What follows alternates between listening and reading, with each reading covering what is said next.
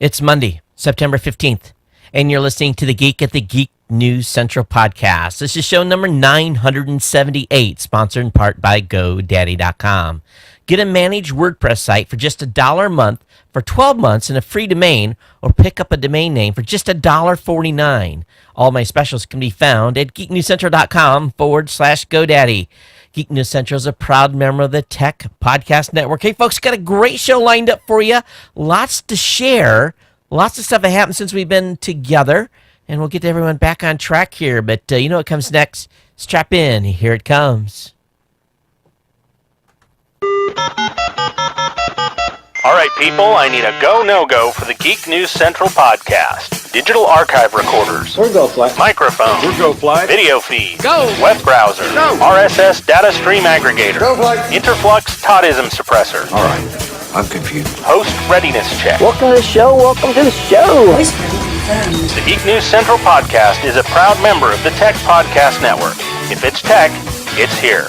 All right, ladies and gentlemen, we are ready to go. Cue Todd in 5, Button, who's got the button? 4, There is no cause for alarm. 3, Everybody hold on to something. 2, Just press the button. 1. Aloha and welcome to Geek News Central. Of course, my name is Todd Cochran, and I want to give everyone a very warm welcome. Hey, everyone, how you doing? I tell you, it seems like it's been forever. You know, we've had a couple of weeks in a row where the schedule's been kind of crazy here at the show, and just want to let you know things are going to be back on track. 2 shows a week. We're going to be cooking them out now as we march forward. It's just been one of those perfect storms here this fall, where we've had a few shows, vacation, and some other stuff that's come out. But 22 shows away from reaching 1,000. It seems like it's taken a little longer to get there this year than have in previous years. But we're going to keep the march moving, and we'll be here on an ongoing basis twice a week with you throughout hitting show 1,000. Hey, I tell you, if you're brand new to the show, hey, welcome to Geek News Central. And I'm going to have lots of tech news to share with you here in just a few minutes. Do want to take just a moment, though, and want to encourage you to come over to the website at geeknewscentral.com, our newly designed website. And you're going to find it real easy to subscribe to the show. There's right there on the website is the link to iTunes or an RSS feed. Now, if you're using an Android device, all you got to do is come over and click the RSS feed that has the headset over it. And if you have an Android device with a podcatcher, it should automatically load that podcatcher. Of course, we want to encourage you to use Beyond Pod. That's one of the apps that I've been using using on the Android side. There's a few others, of course, over there that you can use as well. There's links on the website, of course, to get signed up for our newsletter, and, of course, connect with us via social media, whether it be Google+, Facebook, on Twitter. Of course, you can reach me here at the show at Geek News on Twitter, and you can email me here directly, geeknews@gmail.com, really at any time. So feel free to do so. But definitely get hooked up so that you're not going to miss a single episode. And lots of good things coming here in the very, very near future. Of course, you can watch this show, too, from the comfort of your lazy boy, or maybe even the evening when you're getting ready to go to bed on your Roku or your Boxy, Samsung Smart TV, Google TV, watching with the Tech Podcast channel. We've got the show listed over there on those channels. So you can watch in living color, watch the show or listen to the show and do other things, whatever may be in your best interest, I guess, for a better word. But lots going on, and I've got a lot to share with you tonight, but let's take care of a little business first, and then we'll get into the full stack of stuff. The new deals came. GoDaddy has issued some new promo codes, and it's, that 32% off code, it's gone. In its stead, they are bringing on a 30% code, so only a 2% loss for you guys wanting to basically use that promo code. So what they did is they replaced the $1.99.com with a $1.49.com, which is good, using promo code GEEK149. And then they implemented the GNC 30 code. This is, again, a 30% off code on all new orders. So GNC 30 is the code to use. Now, tonight in the show notes, I'm going to link up a couple of YouTube videos for you to check out. They've done some new stuff, some new advertisements they're running I think on National Football League, but definitely have those up for you. So really what these new deals are is kind of an extension of what we had before, but for a better word, just basically a great savings again. And I was kind of hoping for some stuff that we could use for renewals, but those did not come through. But again, you're going to be able to save a lot of money over at GoDaddy. Now, there's lots of other offers I have on the website. We've got the $1 a month WordPress hosting. That's $1 a month per month for 12 months. And the $1 a month economy web hosting with a free domain. Again, $1 a month for 12 months for that economy hosting. So lots of great deals here. And one thing is it's right on the website. It's got stick it to high prices, and it's just $1 a month. It shows right there listed. And again, $1.49.coms. Fantastic deals. It really, really is. So we'll definitely want you to take advantage of all those codes at GoDaddy. And the price is pretty amazing there when it comes to saving. So definitely pick up some products over at GoDaddy. We appreciate your support of GoDaddy. Matter of fact, the check for March,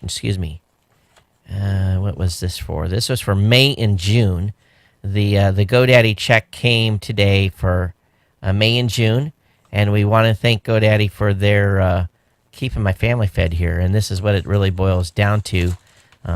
Be making a bank deposit with this tomorrow morning, but it really does help, and we appreciate your guys' ongoing support. Buying the products and services, it really does help us out here. Okay, so let's go ahead and let's just talk a little bit about what's been going on. Obviously, no show last Thursday, and I had the opportunity to sit down with some folks out of Silicon Valley. Had a nice time chit-chatting with them, some ideas back and forth for some stuff that we may be able to announce down the road. But I do appreciate everyone's patience with me being out for last Thursday's show and not having a stand-in replacement. The Gadget Professor, Don Bain, he's pretty preoccupied at the moment, and I didn't want to load him up with another show. So that's the reason why there was no show on Thursday. Now, if everything goes right tomorrow, and I was hoping to be able to talk to you guys about this tonight, but paperwork was officially... Basically, the legal paperwork was officially signed this afternoon, and I'm hoping we can make a big announcement tomorrow. So I can't go into any more details than that at this time. Those of you that have been around a while, you may be able to figure this out, but it's a pretty big deal for me personally and my wife and the property here that we do with Geek News Central on Podcast Connect. So be talking about that as soon as I can, and I'll probably be putting out a special video announcement about what's transpired. So keep your eyes peeled to Geek News Central tomorrow, and maybe even the Podcast Connect website as well. I also made a big decision here. You guys have been talking about which way to go. And which way to go is in reference to desktop. And after a lot of consideration, what I was thinking about was maybe going down and replacing the Mac Pro. And the more I thought about it, the more I look at the money and even though that machine's getting a little bit long in the tooth, it's still doing everything I could possibly ever need it to do. From processing video, I can get all the once the show's done, I can do a mobile high def and a 640 by 360 version of this show, video-wise, really kind of post-processed in about an hour. And if I bought the new Mac Pro, a lot of money, would I gain that much more time, functionality? I don't know. So the decision I made was to replace the PC desktop with another PC desktop. The only thing I did different this time, instead of buying a relatively low-end HP unit, was I bought a relatively high-end Dell. And this sucker, I'm going to tell you, folks, it is flat out going to scream. I bought a Dell Precision T3610 with really all of the bells and whistles. Without going to the absolute highest processor I went to the next level down lots of RAM, great video card. This thing is an absolute screamer, and it is going to be basically it's been ordered, paid for, and I expect to have delivery here in about a week. It's coming with Windows 7 with a free upgrade to Windows 8 if I want to do that. But going to get this thing in here. And I really, if I went into the full details of the build, let me see if I can actually find that real quick. And really what I was really trying to be, when you have your own business, folks, you had to make some conscious decisions on, what you want to have and what you should have.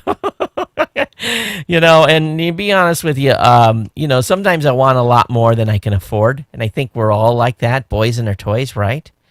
And trying to be conscientious here of dollars, ultimately the dollars being spent on a week-to-week, month-to-month basis.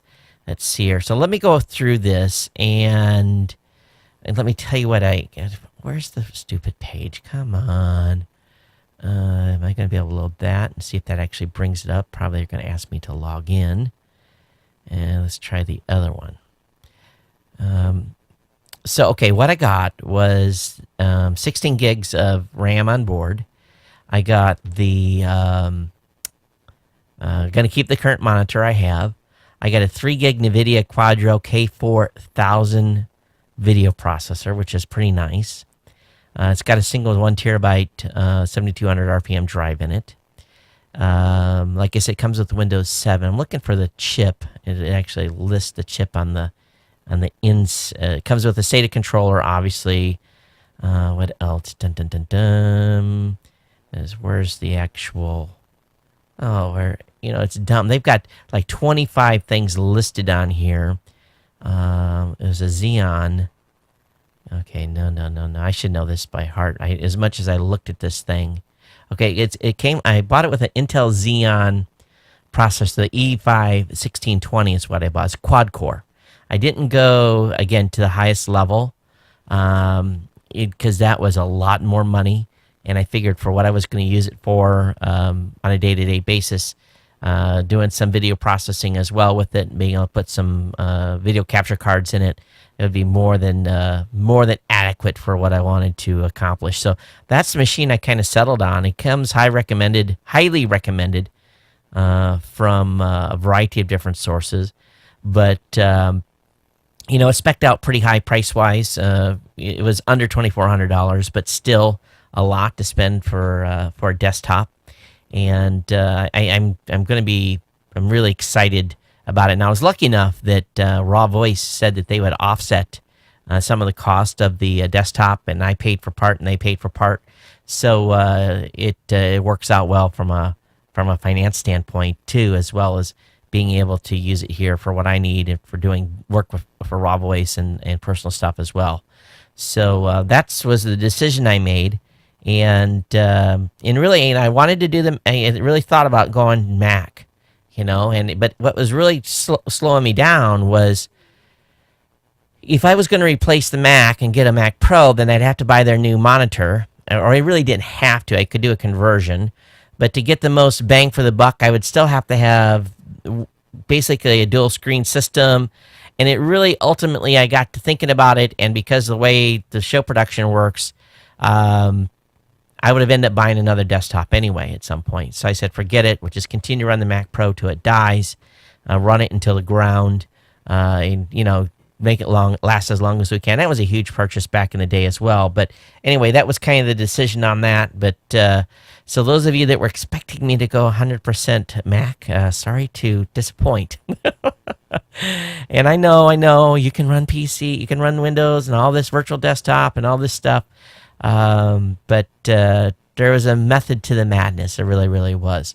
And also from the specs on the Mac Pro, a lot less money too, folks. A lot less. All right, what else is going on? I did something cool, and Brian, my creative director, absolutely hated it. But I put together I paid for a Fiverr project, Let's see if I can bring this up so that all of you guys can see this. So hang on here. Let me full screen this, and then let me back this up. And okay, so let me show you what I had done. And for those of you that are listening, what this is a demo of how our hosting works over at Raw Voice. And again, Brian didn't like it, and he's probably not going to let me use this in any of our sales material. But I thought it was for $5. I thought this was amazing. So those of you that are watching, check this out, and I'll put a link to it in the show notes. You guys can check it out.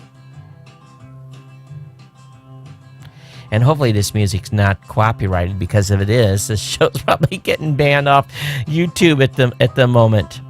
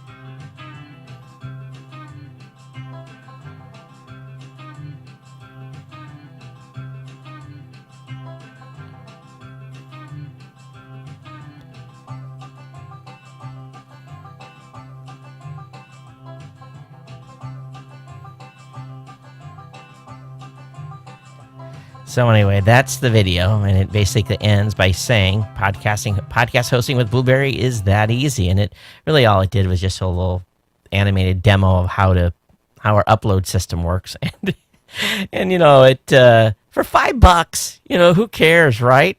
I had fun seeing what the guy could do, and now I know that if I'm going to do some little personal stuff for $5 on Fiverr, I can get something like that done, and maybe a little more a little more extravagant next time.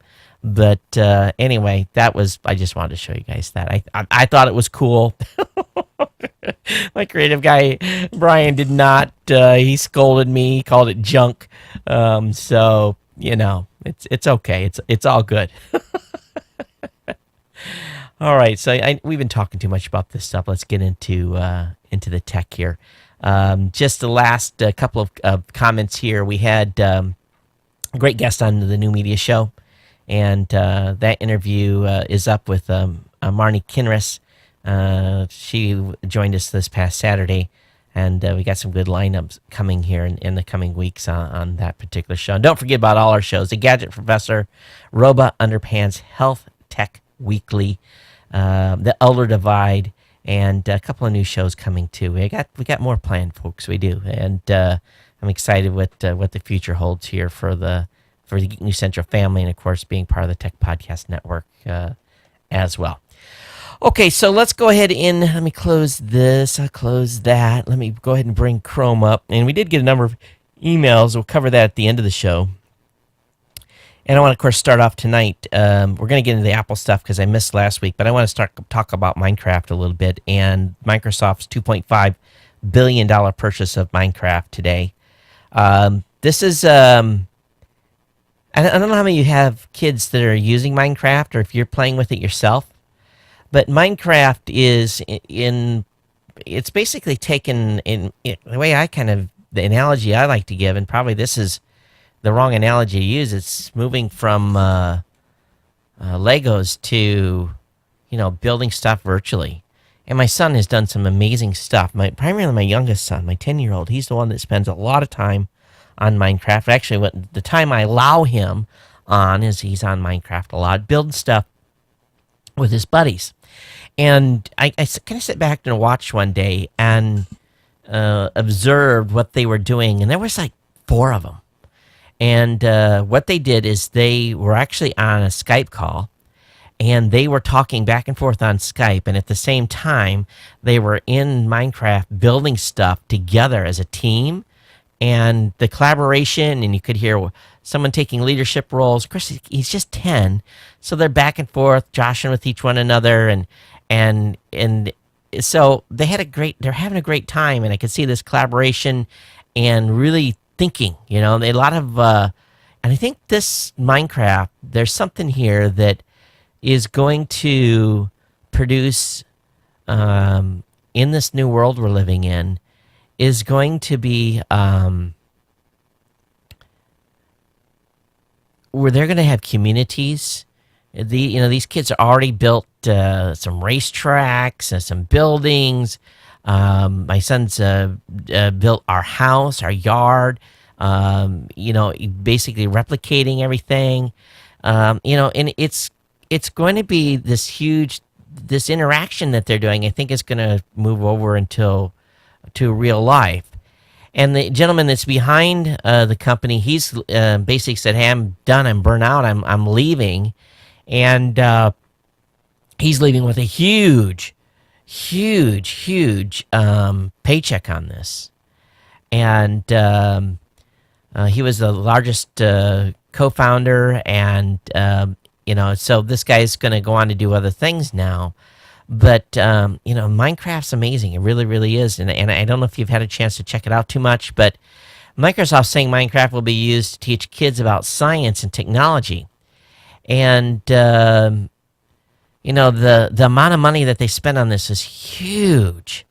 And, given Minecraft's wide availability across multiple platforms, it's obviously going to help Microsoft make some money, but I think there's some bigger plans here. They want kids, again, to learn about science and tech. And they're doing a lot of cool stuff within Minecraft. And as the kids get older, I expect it to go and build games and do all kinds. And they've done some of that already. But very, very cool stuff on Minecraft. But exciting, and makes me want to check it out more. As it is. He did want to add something today. We all know that Adam Carolla settled with the podcast trolls. I'm not going to have too much to say about that. They're at about 15 more days of gag order before they can say anything. But today, the CBS, basically, they had also sued CBS, Fox, and NBC. And the CBS jury trial did not go well. A jury in Marshall, Texas found that the infamous podcast patent was infringed by CBS today. And basically the network is going to have to pay $1.3 million to patent holder Personal Audio. Now, Personal Audio wanted originally $13 million. And they originally wanted $7.8 million. And but they only got $1.3 million. Now, these types of cases like this can cost up to $4 million to litigate through trial. Even though expenses can be higher for the plaintiffs, it's unlikely that $1.3 million would be enough to cover the patent-holding company's expenses on this. No one's really commented on it. DFF did come out and say that their action to invalidate the patent is still moving forward. So that's really all I'm going to report based upon the news is this particular piece, but not necessarily good news in the podcast patent space at this time. And ultimately, I don't know what it's going to mean, but definitely your folks' support of this show through insider contributions is very, very important as we continue to move forward with this podcast. And we'll be thanking some of those folks that have been contributing as insiders and part of our GNC 1000 at the end of the show. All right, so let's talk about the stuff going on with Apple. And you've all had a week now to digest what was announced. So the iPhone 6 and 6 Plus are the two phones, huge phones. And there's a lot of speculation here. Not speculation per se, but there's a lot of folks that are commenting on these phones, and sales have been like they sold 4 million copies in less than or 4 million phones in less than 24 hours. So I really want to see one. and I want to touch one to basically see which particular phone I want. In this PC Mag site that has these images, this site sucks. So let me go and switch here and show you guys some of these images, of course. And you guys have seen these already yourself. You've went through these. But, I'm thinking about going with the plus size. I'm still kind of weighing my options, whether or not I want to go Android or not. But kind of initially, I'm thinking that, going to the big one is maybe where my thought process is laying. And what's really, if you really think about, and I know those of you that have Samsungs and big Android phones, and you guys are going to get your chuckles out of some of the things that were announced based upon, some of the features. You guys know that Android's already had many of those features already. So really what it does, Apple kind of catches themselves up to some of the features that have been in Android for the last couple of years. So, I don't know. I'm just, I'm torn at this point from a size perspective. If I do decide to go with this, which I'm kind of leaning towards at this point, which size to go with. And those of you that are part of this audience that ordered a phone already, what did you go with? Did you go with a 6 or 6 Plus? I am excited about the NFC, the Near Field Communications. It's going to allow us to pay for things. And I think this is where Apple is going to hit a home run as compared to, what Android has, up to this point, not been so successful in deploying. And, they've got NFC in phones, but I don't see people paying for stuff with phones. But you're going to see Apple users paying. I think you're just going to see this huge number of folks that will want to use that. Now, the stores that plan to support it include McDonald's, Subway, Staples, Macy's, Bloomingdale's, Duane Reade, Whole Foods, Nike, Toys R Us, and more. And so there's lots of decisions to be made whether or not you're willing to ditch your wallet for Apple Pay. And I be honest with you, are any of you Android users using NFC to pay for stuff right now? I think once this catches on, this is going to reduce the amount of fraud that's happening with our credit card. So, of course, it's as if they can keep everything secure. That's the key thing there. But, of course, iOS 8 upgrade is coming just 2 days from now. So those of you that, like me, I've got an iPhone 5, and I'm going to be definitely getting the upgrade. And the upgrade is going to work on the iPhone 4S, iPhone 5, 5C, and 5S, the iPod Touch 5th generation, iPad 2, and iPad with Retina display. It will be eligible for the upgrade. So we'll be able to get hands on iOS 8 here in just a few days. At the same time, there are several upgrades to the phones, including Wi-Fi calling and voice over LTE, which I thought was well overdue. And they've got a pretty cool 240 frames per second slow-mo in the iPhone 6's camera set. I don't know if that's going to be only for the iPhone 6, but I think so for the slow-mo. But that's about 4 or 5 real good things here that they have that they announced. There was obviously more stuff. And if you want to think about the full stack of stuff, the A8 being a pretty awesome chip. And, of course, let's talk about the watch a little bit. The watch is we're going to have to see what happens with the developers on watch. I want to call it iWatch because it's just because, everyone's got a watch. But now when someone says watch, have you got watch? Yeah, dude, I've got a watch. They're going to be referring to the Apple Watch. But, is this going to be a hurry up and wait? At $349, it's quite a bit of money. But the Apple Watch is going to be successful on whether or not the developers can bring to market cool apps that will integrate and work with stuff. Obviously, you have to have an iPhone to have the watch. It doesn't, and that was, I think, is kind of a stupid move by Apple, to be honest with you. Those of you that were Android users that may have been interested in a watch, you're basically shut out at this point. So it doesn't, to me, that didn't make a lot of sense. But at $349, it's within striking distance that probably a lot of people can afford. Again, hurry up and wait. It won't be available for the Christmas holiday. But from a health perspective, I think this is where maybe this thing's going to make its biggest impact. We'll tell as time goes on. But how many of you are going to go out and pick up the watch? I at this point, I guess if I go with iPhone 6, I'll probably end up getting a watch. But again, I don't wear a watch. And I don't need to be the cool kid on the block wearing it because it's, it's going to be, keeping up with the Joneses type of thing. And that's not how I am at all.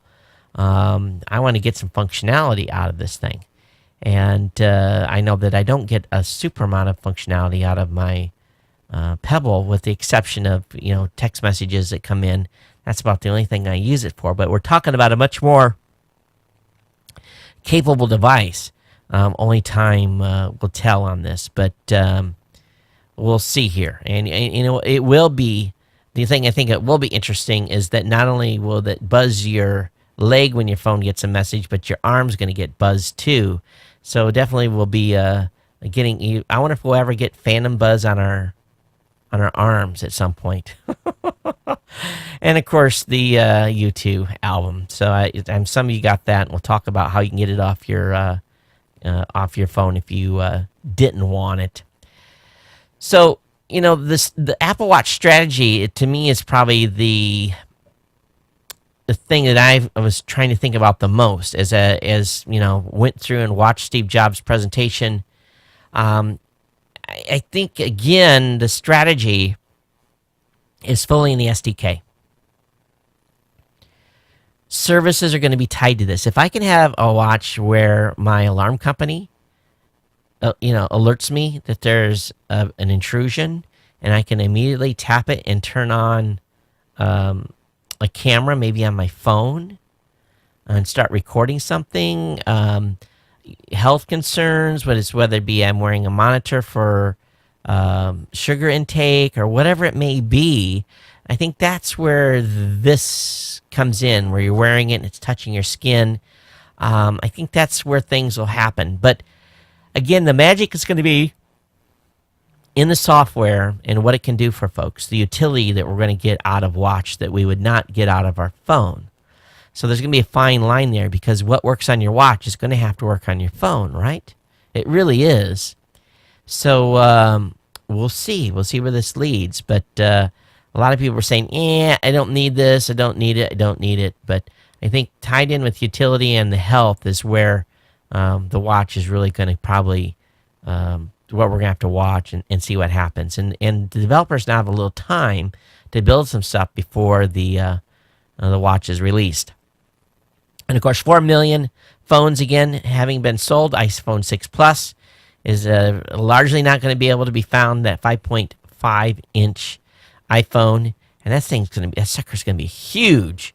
But we'll see. We'll see where this leads from a sales standpoint. But if the 5.5 is selling that good, I think we know what phone people want. Now, an interview that Apple CEO had with Charlie Rose, he made some interesting comments.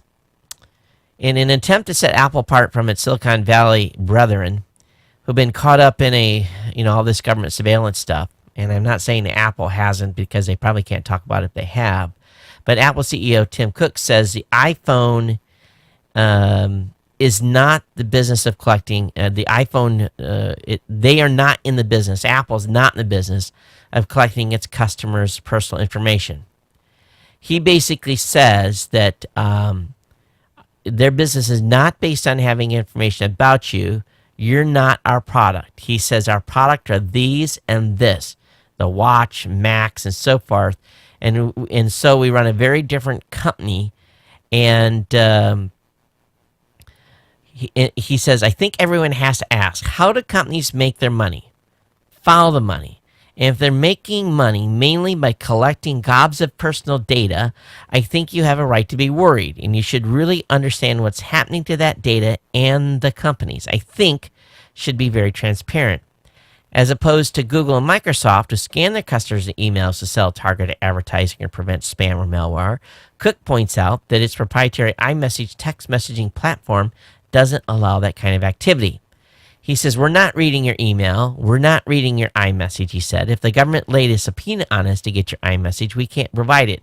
It's encrypted and we don't have the key, which I thought was kind of an interesting comment here. He says, indeed, the encryption used in Apple's chat service has stymied attempts by federal law enforcement agencies to eavesdrop on suspects' conversations, and internal government documents revealed last year discussing a February 2013 criminal investigation, an internal DEA document seen by CNET warned that because of the use of encryption, it is impossible to intercept iMessages between two Apple devices, even with a court order approved by a federal judge. Cook said that he also believes the government erred in its data collection efforts, which reportedly sought a great deal of customers' phone, email, and metadata information from Google, Microsoft, and Yahoo. He said, I think it's a tough balance, Cook said, and I don't think the country or the government's found the right balance. I think they erred too much on the collect everything side, and I think the present administration are committed to kind of moving that pendulum back. So, again, this was an interview that he did on with Charlie Rose on PBS. So kind of an interesting aspect in hearing this from Cook. Also should make some of you there on Android devices just think just a little bit about what data is being collected. And I find it hard to believe still that Apple is not collecting data on us. It surprises me to hear him say that in a big way. Does it make you guys surprised to hear him say that, or you guys were aware of that already? I don't think I've ever heard that statement come out of Apple before. So we'll see. Also, on the 64 gig and 128 gig iPhone 6 models, they're going to have iWork and iLife apps pre-installed. Not on the 32 gig, okay? So that's a little news that has wandered out.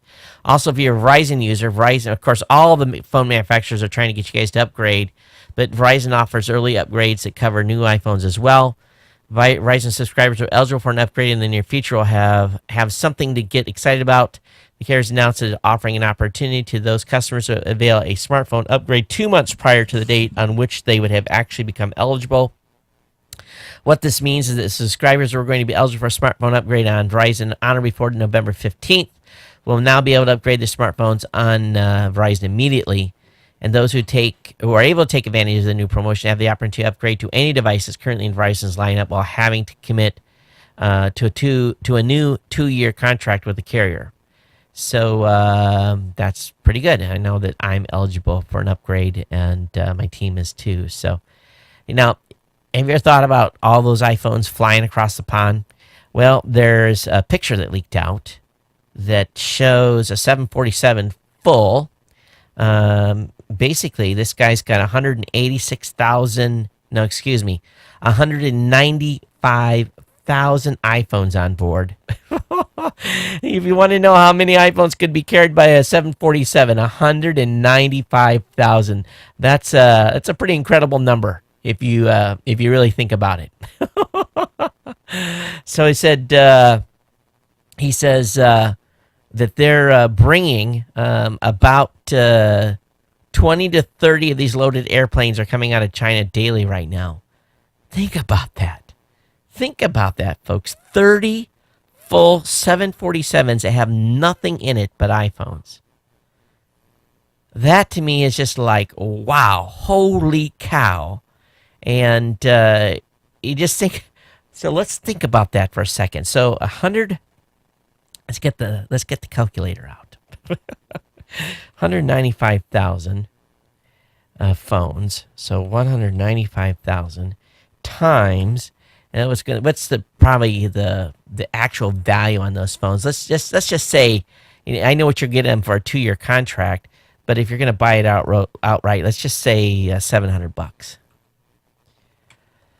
So each airplane is carrying, holy cow, like $136 million worth of iPhones. And to think, and if you just do the math on, how many iPhones they've sold in the first 24 hours, 4 million. Holy smokes. They say they could sell 64 million phones before Christmas. Those poor buggers building those things in China are going to be busy. Busy, busy, busy, busy. Oh, it's just incredible. It really is. $136 million worth of iPhones on a single airplane. Kind of scary if you think about it, to be honest with you. All right, let's talk about some disruptors here. PayPal has gone after Apple in a full New York Times ad. And, as rumors of Apple payment platforms swirled leading up to last week's keynote, plenty of smart people have asked whether the world's most valuable company was about to kill eBay's generation on online payment subsidies, PayPal. When the details of Apple Pay emerged, the folks that were probably shaking their boots the most was PayPal. And they came out with a very interesting ad. It says, "We the people want our money safer than our selfies. PayPal protecting the people, the economy. PayPal, people rule." So again, we the people want our money safer than our selfies. PayPal protecting the people, economy. PayPal, people rule. Download the PayPal app now and securely buy almost anything with just one touch. I've never bought anything with PayPal on at any store anywhere, except online. I've never done it when I'm out and about. But PayPal must be very, very, very much worried about what's going on here with Apple Pay, and they rightly have a reason to be fretting a little bit. All right, Microsoft is invited reporters to see what's next for Windows 9 on September 30th. They're having an event, and as related to what's next for Windows, including information geared towards technical and enterprise customers, according to a company spokesperson.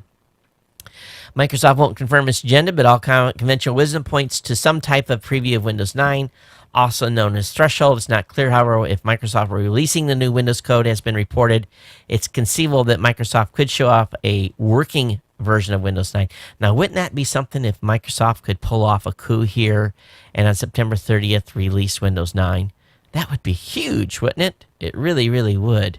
Don't know if that's the case, but rumors are abounding for sure. I want to talk just a little bit about Alibaba. Alibaba is a Chinese company that's about ready to have an initial public offering. Wall Street is seeing green this week regarding the Chinese e-commerce company Alibaba, and it hopes to raise more than $20 billion. Now, here's something we have to think about. What have I said on this show before? In Japan, they have Sony. They have a few other brands. And Korea has a few major brands. China, up to this point, has not had a lot of major brands, and it's something that they could call their own. Alibaba is what I would consider the first company, and obviously they're an e-commerce company, but they're hoping to raise $20 billion. And the United States tech sector is watching what's going to happen over there. So this is kind of an exciting time to see what's going to happen with the Chinese marketplace, and how they're duplicating some of the business models that we have with some companies here in the United States. And Alibaba is starting to move into Russia, Brazil. The U.S. is even a growth for AliExpress. Wall Street Journal covered them in what's going into where they're going into Brazil. So it's going to be an interesting move here, and see what happens with. But it's really what it boils down to is that the Chinese market has lacked a name, and this may be what's going to really push them to break out. Is this company? I'll watch. We'll see. Will we be buying Alibaba branded gear for ourselves here soon? I'm not saying that we are. I think they have a ways to go, but Alibaba plunked down more than $200 million for a 39% stake in what's called ShopRunner, and what they are is they are an Amazon Prime competitor headed by ex-Yahoo CEO Scott Thompson. And it's also joined several U.S. venture capital firms investing in Lyft, which presumably is, it's for the Chinese taxi strategy. So this company's moving on. It's just moving and shaking it. So we'll see where Alibaba falls out after the IPO and they have this influx of cash. Great article over on Tech Dirt talking about why industry vets should play nice with startups. What did we see? We saw the destruction in our light, and those of you that have been online for at least the past 10 years, what did we see? We saw the destruction of businesses that sold records and CDs. We destroyed the internet, destroyed that business completely. Apple was a big leading, a big lead in that. Not only that, was the people basically downloading content illegally led to that business's destruction. So what we're seeing now is all these startups. If you look at what's going on in the taxi cab industry, this infighting that's going around with roadblocks after roadblocks being thrown up for Uber and Lyft and Airbnb having issues in cities. Governments are trying to regulate these businesses to protect the incumbents. When there's basically regulatory stuff put in place, it diffuses the advancement of technology and a way of doing business. A lot of protectionist policies are being put in place, and companies are really trying to protect their ground here. But I think these industry vets. Why didn't the taxi company come up with their own app? Why didn't they come up with expanding something like building out their having their fleet of taxi cabs, but also building out an app that would allow for town cars and that type of stuff? Why didn't they have all this? They should have. They just didn't. They were sleeping on their laurels, thinking their business would never be impacted. You look at Arrow. Arrow really was attempted to make a push into the media space and go after, the cable companies and so forth by allowing people to, cut their cable more. But good article here by Tech Dirt on why industry vets should play nice with startups, because ultimately they're going to eat their lunch. If they don't, they better get with the game and buy these companies. If they want to try to catch up in their, I guess for better words, failed planning. And I'm talking about the old companies who failed to plan for where things are heading next. All right, over on, and I've never been on this website before. It's called Frisle, FRISLE.com. There's an announcement by Western Digital announcing a 10 terabyte hard drive. It's just like, holy cow. So Western Digital has introduced 3 new variants of UltraStar series hard drives. It comes in 6, 8, and 10 terabyte capacity. Designed for data center infrastructure, these new hard drives will utilize HD's latest technology like HeloSeal. The new platform featuring perpendicular magnetic recording known as PMR, also with new platters with shielded magnetic recording technology. Is there a price on these things? Let me look and see if there is. Now, these aren't going to go in your desktop PC, but they could come in your RAID storage. You could buy one of these and put it in a RAID, 4 or 5 of these in a RAID, and man, you've got yourself some storage. So, pretty cool stuff. 10 terabyte. Awesome. Are you a Verizon Fios user? Do you ever feel that your internet's being throttled? Verizon Fios is apparently throttling people, specifically gamers, from time to time. And they're filtering MAC address.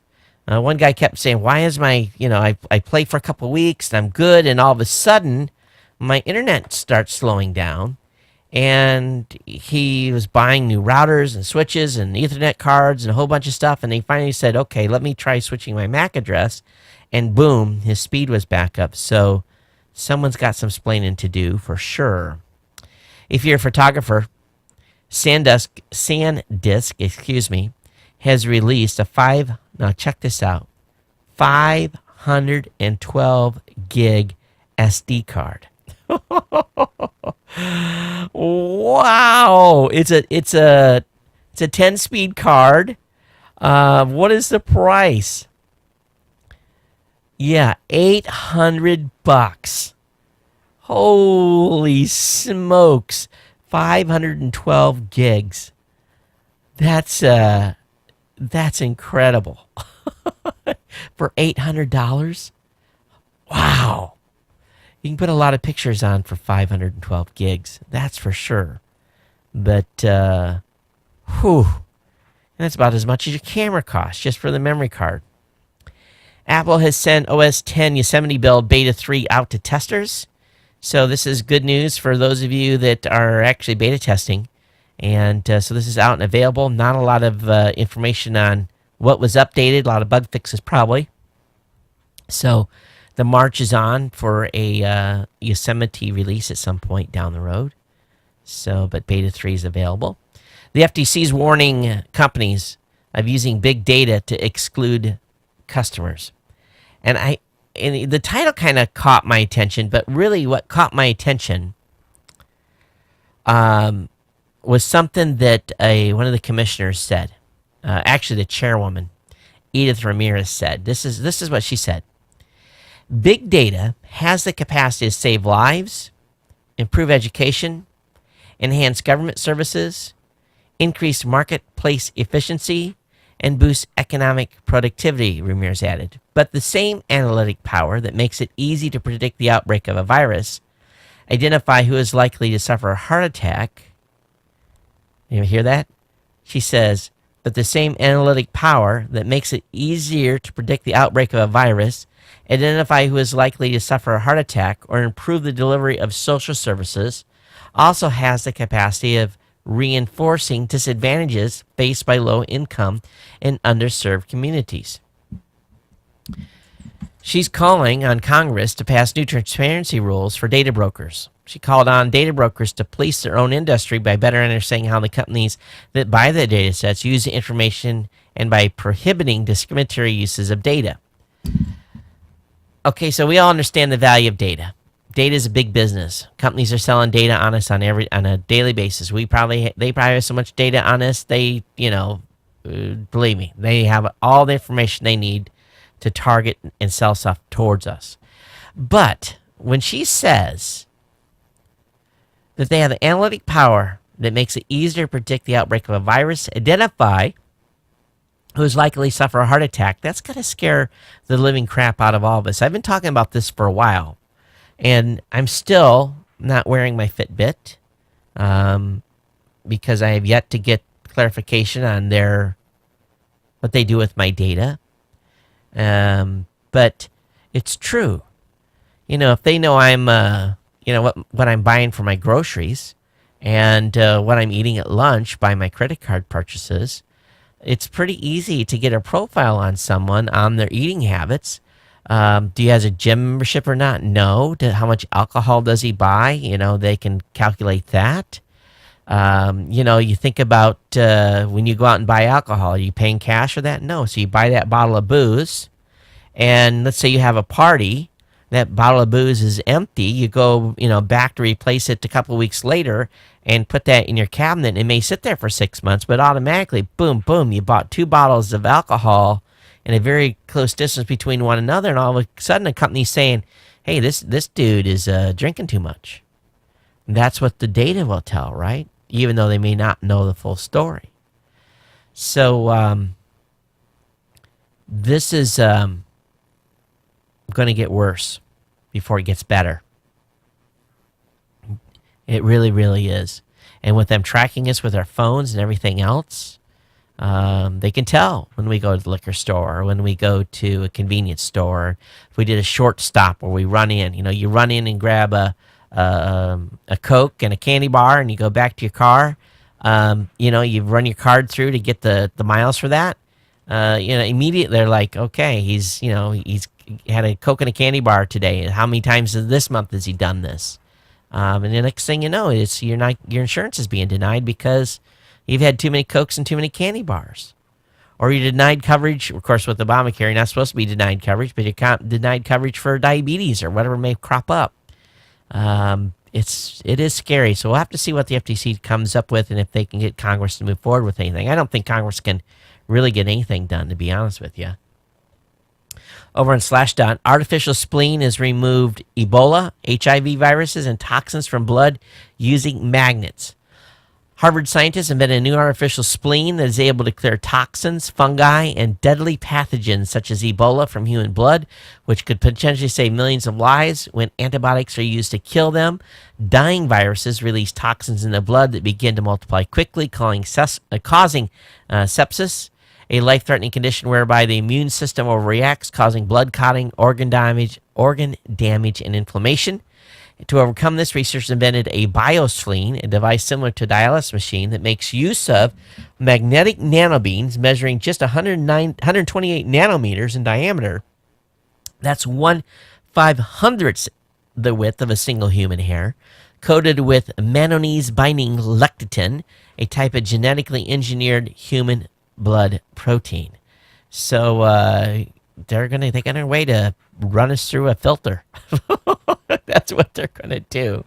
They're gonna run our blood through a filter and basically give us an oil change without having to replace whole blood. Pretty good stuff, yeah. All right, you photo junkies out there. Canon has revealed details for the future telephoto lens line. And those of you that have one of these bad boys, I'm very, very jealous. Talking about the 400 millimeter zoom lens that you see photographers using at sporting events. But the 400 EF 400 millimeter f4 telephoto lens is being revamped, and they're working on to spread a technology called diffractive optics. Or what's called DO, into more lenses being added, maybe even cheaper lenses. So lots of stuff going on here with these lenses, and of course potentially new products coming online. But there is some competitive pressure going on. Canon cut prices by $40 to $1,000 on many of its high-end L series lenses. So that's a good news for those of you that may be looking to buy some lenses for the holidays or so forth. Some of those are coming out. They're coming down in price. So again, it's the EF dash, the L series lenses. So anyway, that is what's coming from Canon. Nice to see those prices come down. And that's always a challenge in deciding what to buy. Let's skip this one. It's not fitting in the flow. That one's not either. Hey, Boeing is said to have won the NASA space taxi contract. According to the Wall Street Journal, the aerospace giant is likely to beat out SpaceX for the contract, said to be worth more than $3 billion. And you know what this boils down to? SpaceX is doing a great job, but it all boils down to politics. Boeing has some very powerful senators in the districts where they have space building facilities, and it really is what it boils down to oftentimes. $3 billion to Boeing to build, basically some spacecraft. So it's basically the CST-1000 crew transport that SpaceX was building, which is said to be ready next year. Apparently has gotten beat out, but maybe NASA's going to do some little side contracts to throw SpaceX a bone. But it'd be really sad to see Boeing just kind of walk away with the majority of this contract. It really would. Not that I'm a Boeing hater. I always root for the underdog, and SpaceX seems to be doing some pretty cool stuff here. And I definitely wish that hope that they'll be able to stay in business and are able to score enough contracts to keep them rocking and rolling. There's an article over on Gizmodo. Did you know that when 7-Up was initially released, the lemon lime soda was clumsily called Bib Label Lithiad Lemon Lime Soda. Bib label referred to the paper labels on the bottle, and lemon lime soda obviously referred to the flavor. The Lithiad, of course, refers to lithium citrate that inventor C.L. Gregg hoped would make the drink more healthy. The drink was also marketed as a slenderizing, which was ironic because weight gain is now a known side effect of lithium. But apparently in the early days, very, very early days of 7-Up, that lithium was actually in 7-Up. So, of course, the government banned its use in soft drinks in 1948. So don't worry if you haven't drank if you drank 7 Up before 1948, then see a doctor. But otherwise, go ahead and drink 7 Up. It's still refreshing. But wow, that's kind of interesting. Drinking lithium, that's kind of scary, is what we know now about lithium. But I don't know how many of you that were listening to the show were alive before 1948 drinking 7 Up. There's apparently a bug over on Audible. Audible contains a loophole that leads to free unlimited audiobook downloads. And they're trying to get this shut down, but it's apparently been available for a while, and people have been taking advantage of it. I don't expect it to last long, so we'll see where this gets fixed. But otherwise, people that are on Audible right now can get unlimited audio downloads, and that doesn't bode well for Audible's business, but just a heads up that that's been discovered. Flipboard is ready to annoy you with video ads. So if you use Flipboard, they're trying to figure out a way to pay for this thing. So they're going to start jamming internet videos in there. That's going to suck. I use Flipboard quite a bit, and I like the nice, clean design. I'd rather have to pay something than have to be subjected to ads. Also, the Samsung Galaxy Grand Prime has been leaked online. And what makes this particular phone a little different is they've made improvements to the forward-facing camera so that those of you that like taking selfies will get a little better picture out of it. But it's kind of holding to the form factor of the Samsung Galaxy S5. But again, they're saying that the Samsung Galaxy Grand Prime is going to have a 5-inch QHD resolution display, a Snapdragon 400 processor from Qualcomm, coupled with a gig of RAM and Android 12.4 KitKat.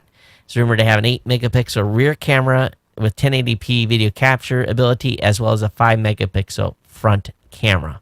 So that is the rumor control on the Samsung Galaxy Grand Prime, which has been leaked online. If you shop at Macy's, Macy's going to be giving you location-based discounts on your iPhone.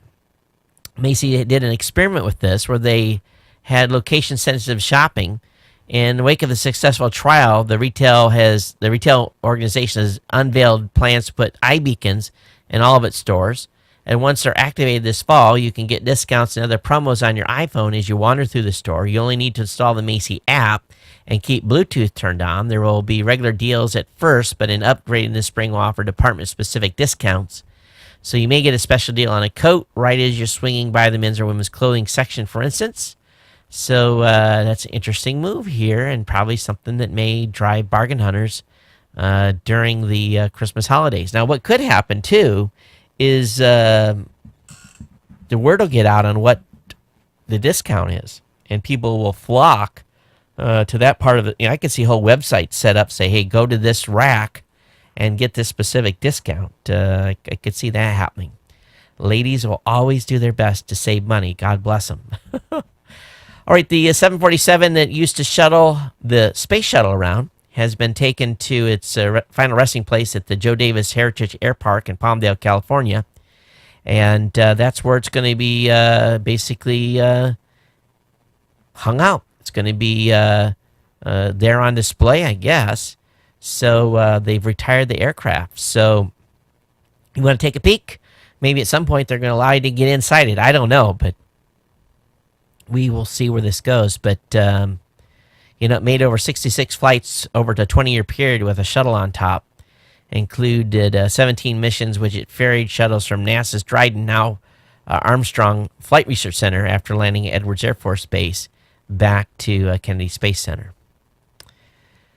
Comcast is downplaying a rumor that they were blocking Tor. They said, nope, we haven't banned Tor.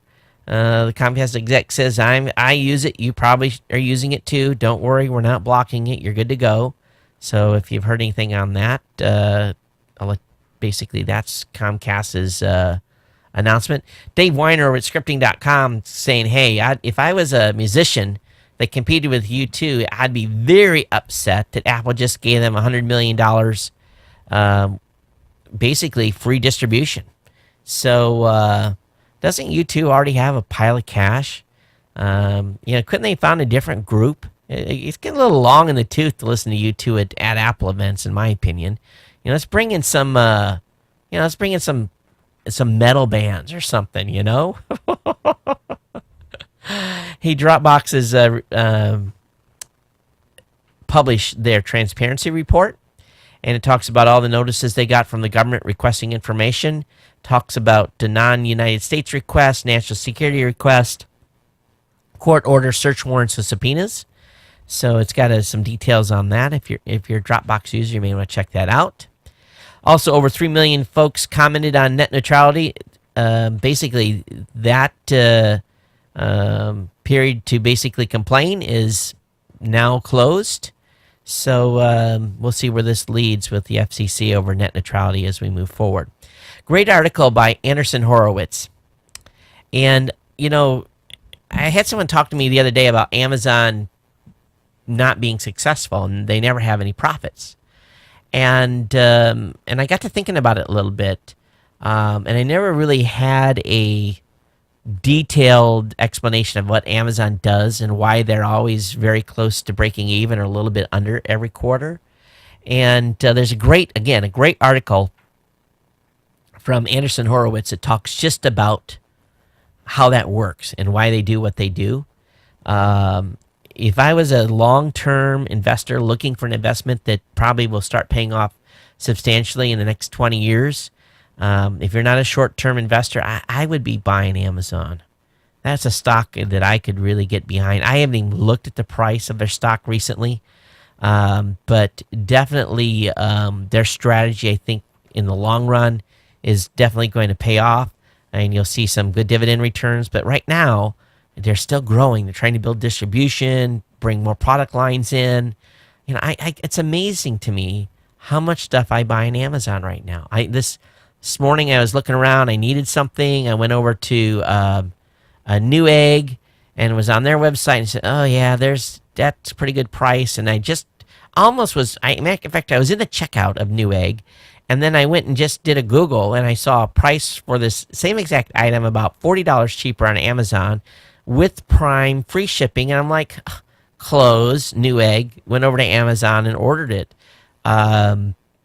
It's really amazing what I can get shipped to Hawaii for free.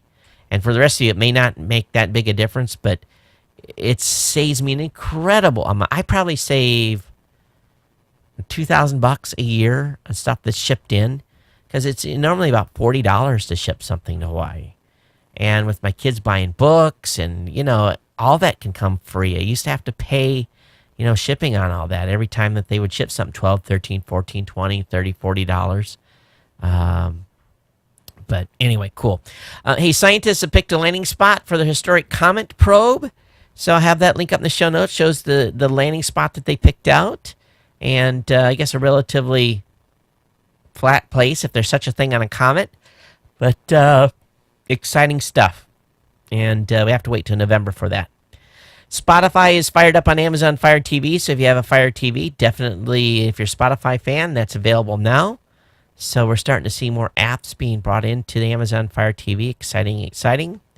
DisplayPort 1.3 could pave the way for 5K IMAX and Thunderbolt displays. That's pretty crazy stuff. According to rumors, Apple could be ready to launch the new 5K Thunderbolt displays and 5K IMAX as well. That's insane. And this is according to an update was done with the DisplayPort 1.3. So 5K displays. I hope I didn't make the wrong choice. All right. If you've got the U2 album on your phone and you want to get rid of it, link will be up in the show notes on how you can do that. Basically, iTunes.com/SOI-remove, and you'll be able to remove the album from your iTunes listing. Okay, that's going to kind of wrap me up for content. I'm already long. Well, not too long. Let me get into what email I had. And actually, what I should do is let me load up and thank our GNC 1000 folks. Make sure that I get that done. So let me go down here.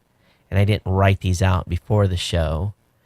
But I want to thank Denise for being one of our GNC 1000 members. I want to thank Larry as well.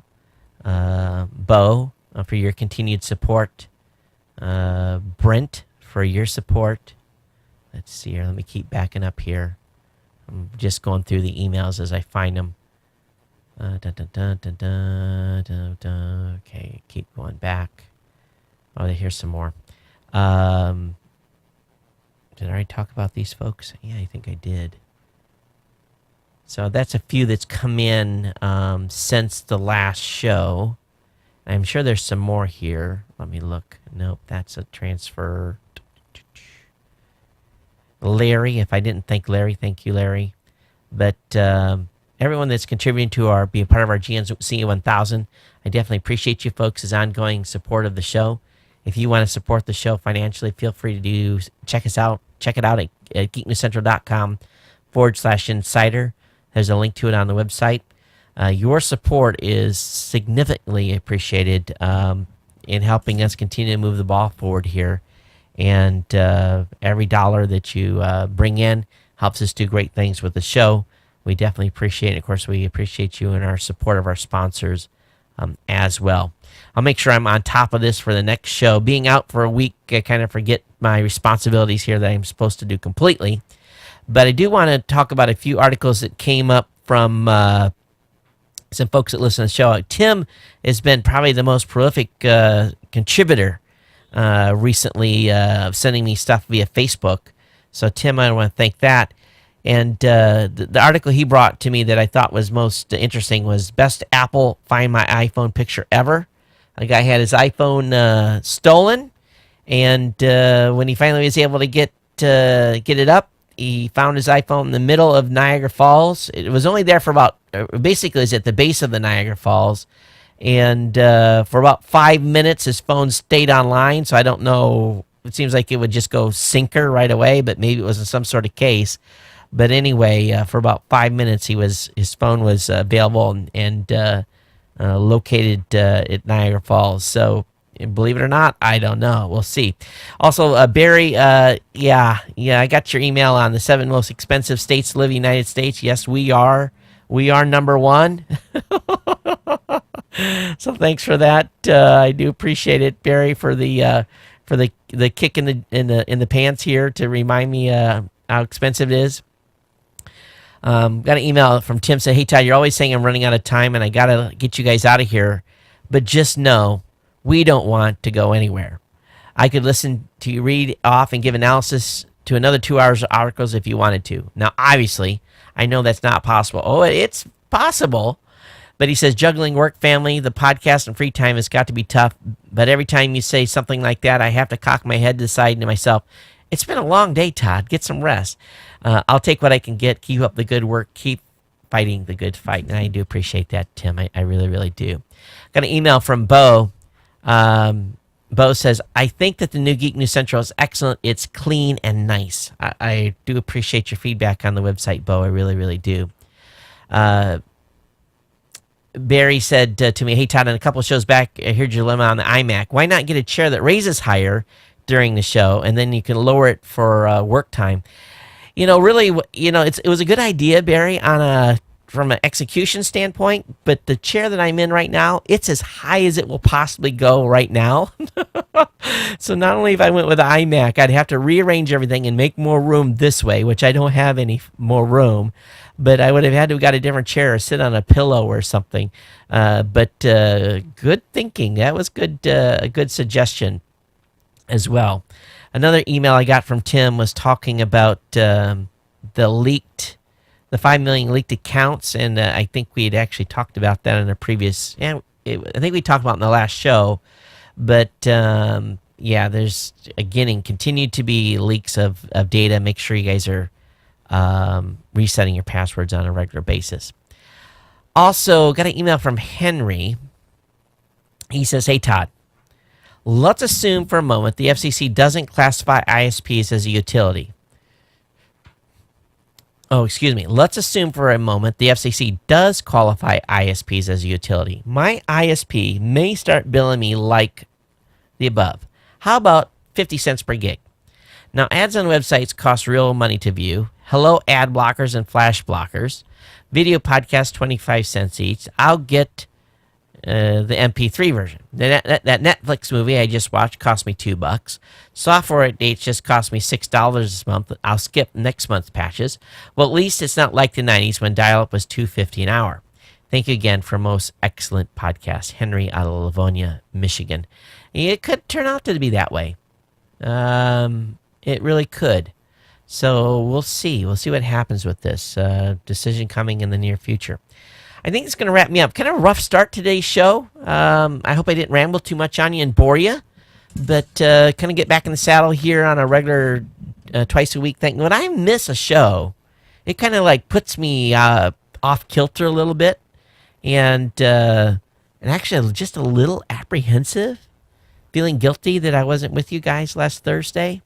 So my apologies. We're going to be back on track here. We're going to make the march here to show 1000. The only exception to that, and I think I'm going to be able to swing it, is I'm due to do a trip, and it's the week of October 13th, and I'm going to be going to the Midwest, specifically Indianapolis, and I'm scheduled to fly out of here Sunday the 12th, arrive the 13th. So that's a Monday show. So I'm going to do my best to do a show on the 13th, and then, of course, we'll be able to easily do a show on the 16th. But just keep you advised on that. I'll do my best to make sure that we continue the march to 1,000 and we get this milestone met and get it behind us. And it feels like a little monkey on my back at this point. But, actually, we're quite a ways away. It's really about 10 weeks at this point if I don't miss a single show before we get to that point. But anyway, we'll see where we land, and we'll keep moving forward. And for those of you, again, supporting a part of the GNC 1000, I do appreciate it. And if you want to become part of the 1000, part of the insiders, geeknewscentral.com/insider, definitely support GoDaddy and use those new promo codes, save some more money. All right, folks, we'll see you on Thursday. Everyone take care. Aloha.